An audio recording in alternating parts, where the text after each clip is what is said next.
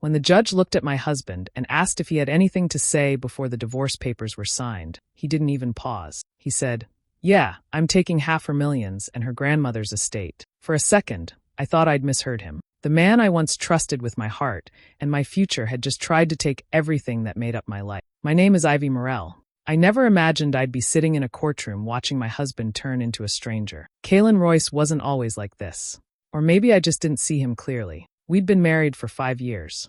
I thought we were partners, building a life together. But standing there, hearing his voice echo through the quiet courtroom, I realized that every kind word, every promise, had been part of a plan. I didn't cry.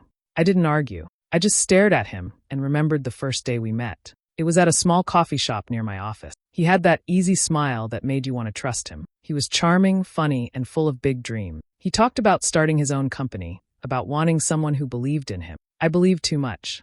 Back then, my grandmother, Eleanor Morell, was still alive. She was the strongest woman I knew, the kind of person who built her life with her bare hands. Her estate, Morell Hill, had been in our family for generations. When she passed away, she left it to me. It wasn't just a house. It was my childhood, my memories, and everything she taught me about self-respect and hard work. Kalen knew how much it meant to me. He would walk through the gardens with me, pretending to admire them, pretending to care. I didn't realize he was already seeing dollar signs instead of flowers. I thought we were a team. I thought love meant sharing. But to him, love meant taking. Sitting in that courtroom, I felt both anger and freedom. Anger for what he'd done, but freedom because finally I saw the truth. He wasn't stealing my grandmother's estate. He was losing his own soul. I looked at him one last time and thought, you can take half the money, but you'll never take what made me who I am. That was the day my husband tried to steal my life. But instead, he gave me back my strength. I met Kalen at a small business event in Boston. He stood out immediately, confident, quick with a joke, and full of big ideas about his startup dream. He talked about changing the world with his tech company, and I admired his passion. He made me feel seen, like he truly believed in me. Back then, I thought meeting him was fate. Kalen didn't have much, but that never mattered to me. I had enough for both of us, and I was proud to help him chase his goals. I paid some of his bills, covered rent when his business struggled, and told myself that love was about support. He used to say, "You're my lucky star, Ivy. When I make it big, I'll make sure you never work again." I smiled every time, believing he meant it. He often asked about my family, especially my grandmother, Eleanor Morell. She had left me her estate in Massachusetts, a place called Morell Hill. It was more than a home, it was a piece of history. Kalen loved hearing about it, or at least I thought he did. He asked about the size of the land, the value of the property, even the furniture inside. At first, I found it sweet that he was interested in something that meant so much to me. To everyone around us, we looked perfect, the young couple with dreams and laughter. My friends would say, "You two are such a power pair," and I believed it. But slowly, small things began to shift. Kalen would make comments that stung, little jokes about old money, and how I'd never had to struggle. When I offered to help him financially, he'd take it but then tease me for playing rich girl. He started spending more time talking about money than about love. When his projects failed, he'd blame bad luck and then remind me how lucky I was to have what I did. I brushed it off, thinking stress made him bitter. I told myself he'd bounce back. But every time I mentioned Morell Hill, his eyes lit up, not with admiration, but with calculation. The man I'd met with dreams in his heart was now dreaming about my inheritance. The warmth between us began to fade, replaced by a quiet tension I couldn't explain. What I didn't know then was that the perfect beginning was already turning into a plan, one that would cost me far more than money. It started with what seemed like a simple request. Kalen said we should merge our bank accounts. He called it transparency, saying it would make us stronger as a couple. I wanted to believe that, so I agreed. At first, it felt like trust, one account, one team. But slowly, the balance began to shift. Numbers didn't add up. Transfers appeared that I didn't recognize. When I asked, he smiled and said it was for business expenses, nothing serious. Soon, he began tracking everything I spent. If I bought a gift for a friend, he'd raise an eyebrow. If I donated to charity, he'd ask, "Do you think we're that rich?" He started using words like we, but every decision felt like it belonged to him. I was the one earning more, yet somehow he made me feel guilty for it. He'd sigh and say, "I just want to feel like a real man, You make it hard when you pay for everything." I tried to fix things to reassure him, but whenever I questioned his choices, he turned it around. "You don't trust me?" he'd ask, eyes cold. "After everything I've done for you?" The more I explained my worries, the more he made me feel like the problem. I'd go to bed replaying our arguments, wondering if I really was being paranoid. My best friend, Ria Cole, started noticing the change in me. Ria was steady and practical, a nurse who didn't waste words. One night over dinner, she said softly, "You're shrinking, You don't laugh anymore." I brushed it off, blaming work stress. I didn't tell her that Kaylin had started keeping a spreadsheet of our expenses, marking my unnecessary spending in red. He became careful with his affection. When I did what he wanted, he was warm and loving. When I questioned him, he'd withdraw completely. That silence hurt more than shouting. I began apologizing just to keep the peace. He'd pull me close afterward and whisper, "See? We're fine. You just overthink." It felt like love, but it wasn't. One evening, while checking our account, I saw a large transfer labeled investment. It led to a company I didn't recognize, one registered in his name only. My chest tightened. I wanted to confront him, but I already knew how it would end, with him twisting the truth until I doubted my own eye. Love had turned into numbers, and I had become just another figure on his ledger. When my grandmother passed away, the house felt too quiet. Eleanor had always been the center of every room, calm, sharp, impossible to forget. Losing her left a hollow ache I couldn't fill. The lawyer read her will a week later, and I sat there numb as he said my name. She had left me everything: Morel Hill, the land, the antiques, the savings. It was a gift built over a lifetime of sacrifice. Kaylin held my hand as if he shared my grief. He whispered kind words, brushed away my tears, and told everyone he'd take care of me. For a moment, I believed him. But when we got home, his first question wasn't about how I was feeling. It was, "Since we're married, does that make the estate ours?" The word ours hit me like a cold wind. At first, I tried to laugh it off, saying it was my grandmother's wish for me to keep it in the family. But his smile didn't reach his eyes. He started talking about opportunities. He said the house was old and too big for it. He called it a wasted investment. He had plans, selling part of the land, turning the rest into a resort or a vineyard. Every idea sounded like a way to strip away what my grandmother had loved most. I told him no, firmly, quietly. He didn't argue right away. He just stared, then changed the subject. But after that day, something between us shifted. He became distant, then overly sweet, switching moods like flipping a coin. When I refused to talk about selling, he accused me of being selfish. "You're clinging to the past," he said. "Your grandmother would want you to use it for something real." I started noticing how he looked at the estate papers when he thought I wasn't watching. One night, I found him in my study pretending to read, but his eyes were on the documents from the lawyer. When I asked what he was doing, he said he was just curious. I didn't believe him. That was when I began writing things down, dates, comments, small actions that made me uneasy. It felt strange, but something deep inside warned me to be careful. The house my grandmother built was meant to protect our family, and I realized I might need its protection more than ever. It began with a phone call from the bank. The woman on the line asked to confirm details about a mortgage I'd supposedly taken out. My heart pounded as she read the numbers. I told her there must be a mistake. I hadn't signed anything. But when the documents arrived by email, my name was there, my signature perfectly copied. Kaylin's name appeared beside mine. He had used my trust like a key. I sat frozen at my desk, staring at the screen. Every word on those papers felt like a betrayal carved in ink. When I confronted him, he didn't even flinch. He laughed and said I was overreacting, that it was just business. I could barely speak. He told me it was temporary, that he'd pay it back once his deal went through. Then with a smirk, he added, "We're married, Ivy. What's yours is mine, remember?" That night, I called an attorney named Patrick Long. He listened quietly while I told him everything. His voice was calm but serious. "Don't confront him again," he said. "Gather proof. Be careful." For the first time, I felt truly afraid of the man sleeping in my house. I started copying files, taking photos, saving messages. Kaylin noticed my distance and switched tactic. He began acting like the perfect husband again. Flowers, dinner, soft apologies. He told me he loved me, that he couldn't live without me. For a few days, I almost wanted to believe him. But then the mask slipped. When I hesitated to sign another set of business forms, his tone turned cold. "If you don't trust me, maybe we shouldn't be together," he said. His words were a threat disguised as logic. I knew then that love had nothing to do with it anymore. A week later, I found the final piece of truth. While checking our shared laptop, a message popped up from a woman named Layla Dane. She worked as his accountant. The message wasn't about numbers. It was intimate, full of things only lovers say. My hands trembled as I read line after line of deceit. He hadn't just stolen my money, he'd stolen my faith. When he came home that night, I didn't confront him. I smiled, served dinner, and spoke gently. But inside, something in me was gone, the part that still hoped he could change. I wasn't his partner anymore. I was his witness.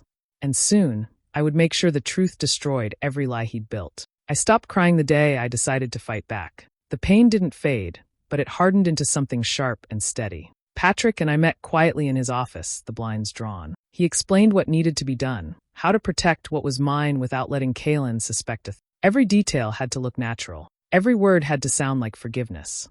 At home, I changed my tone. I smiled more, touched his arm when I spoke, even apologized for being distant. He looked surprised but pleased, mistaking my calm for surrender. I just want us to start over, I told him one evening. Maybe we should put things in writing, make everything fair. He liked that idea. Fairness, the word that let him believe he was still in control. With Patrick's help, the documents were drawn up. Kaylin thought they were agreements to merge assets again, a gesture of reconciliation. In truth, they legally secured the estate and every inheritance asset under my name alone. Each signature he gave was a quiet confession of greed. I watched him sign without hesitation, the pen gliding across the paper like a blade sealing his own fate. To keep the act alive, I became the perfect wife again. I laughed at his jokes, made his favorite meals, pretended to plan trips we would never take. Inside, I was counting days. Kaylin began boasting again, louder, bolder. One night, while he was on a call with Layla, I left my phone recording in the next room. His voice carried clearly through the door. She has no clue, he said, laughing. Once I file, I'll walk away with half her millions and that fancy house of hers. She'll never see it coming. My hands shook as I replayed the recording. It was the proof Patrick needed, not just of deceit, but of intent. The man who once said he loved me had turned me into a game piece. But now the board was mine. Every morning after that, I greeted him with a kiss and a smile, hiding the truth behind steady eyes. The trap was set, and all I had to do was wait. When he finally made his move, everything he thought he owned would slip right through his hands, just as easily as he'd once slipped through mine. The day of the hearing arrived bright and cold. Kaylin walked into the courtroom first, polished and smiling like he'd already won. Layla sat behind him, her eyes full of quiet pride, as if this was their victory parade. He didn't look at me when I entered. He didn't have to. He thought he'd already taken everything that mattered. I sat beside Patrick, my hands resting calmly in my lap. He whispered, "Remember, don't react." I nodded. I didn't need to. The storm inside me had long passed. Only stillness remained. Kaylin's lawyer started first, confident and loud, explaining how his client was entitled to half of the marital assets, including the estate known as Morel Hill. Every sentence felt rehearsed, every word dripping with arrogance. Kaylin leaned back, smiling as if he could already taste the victory. When the lawyer mentioned the estate's value, he even turned his head slightly toward me, a smirk playing on his lips. I met his eyes once, just long enough for him to see nothing there, no fear, no anger, nothing left to take. When it was Patrick's turn, he stood slowly and placed a thin folder on the table. "Your Honor," he began. "Before proceeding, I'd like to submit documentation signed and notarized by Mr. Royce himself." The judge raised an eyebrow and gestured for the clerk to bring it forward. The room fell quiet except for the sound of turning pages. I watched Kaylin's confidence begin to waver. He leaned toward his lawyer, whispering sharply. His lawyer's expression changed first, confusion, then panic. The judge spoke evenly. "According to these documents, Mr. Royce voluntarily transferred all rights and claims to Mrs. Morel's inherited estate. These signatures are verified. Is this correct, Mr. Royce?" The silence stretched. Kaylin's mouth opened, but no words came. His face flushed red, the smirk gone. Layla's eyes widened. She looked away. The judge continued reading, voice steady, outlining each clause that protected what he had tried to steal. By the time the decree was signed, his arrogance had turned into disbelief. I didn't celebrate. I didn't smile. I simply stood, thanked the court, and walked past him without a word. He called my name once, quiet, unsure. I didn't stop. The papers lay on the judge's desk like the truth finally written in stone. Everything he'd plotted had collapsed in a single moment of silence. The news spread faster than I expected. Within days of the hearing, Kaylin's downfall began. Reporters called it a scandal, the businessman who tried to swindle his own wife. He couldn't hide from it. The recordings Patrick had kept were undeniable proof of what he'd done, and once his lawyer heard them, even he backed away. Kaylin stormed into Patrick's office, shouting that he would sue us both. Patrick stayed calm, handed him a copy of the audio file, and said quietly, "Try it, and this goes public." Kaylin left without another word. His company began to crumble almost immediately. Investors pulled their money the same week. Contracts were canceled, phones went unanswered, and his name turned toxic overnight. Every person who once praised him now avoided him. Layla vanished, leaving behind an empty apartment and a note that simply said, "I can't do this." He had no one left to blame but himself. I watched it all from a distance, not out of joy but disbelief. The man who once thought he could own everything now had nothing. I saw his picture in an article one morning, unshaven, tired, eyes full of anger. For a moment, I almost pitied him. Almost. But then I remembered every lie, every manipulation, every night I'd gone to sleep doubting my own mind. The pity faded as quickly as it came. I didn't gloat. There was no celebration, no satisfaction in seeing him ruined. I had protected what was mine, yes, but the victory felt hollow. My grandmother's estate was safe, my finances untouched, yet something inside me felt bruised beyond repair. The court's decision gave me justice, not peace. At night, I walked through the halls of Morel Hill, listening to the silence. The house felt heavier now, full of memories I didn't ask for. Sometimes I'd catch myself reaching for the phone, wanting to call him just to understand how it all fell apart, but I never did. He had already shown me the answer. Patrick once said revenge doesn't heal, it only reveals. He was right. Kalen's collapse didn't fix the hurt. It only stripped away the mask he'd worn. What remained was truth, bitter, cold, but honest. I had survived him, and maybe that was enough for now. The emptiness would fade someday, I hoped. But even if it didn't, at least it belonged only to me.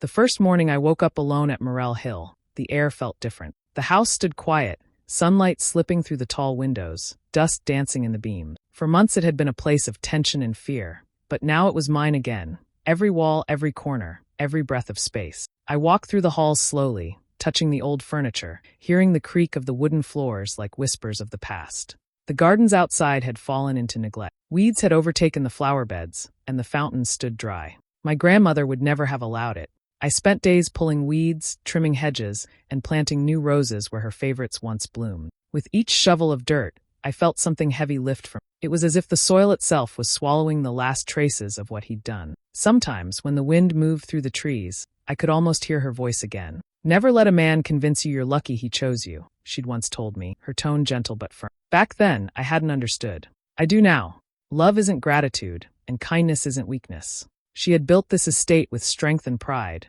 and now it was my turn to rebuild it with the same spirit. Inside, I opened the curtains in every room, letting the light return. The house no longer felt haunted by betrayal. It began to breathe again, and so did I.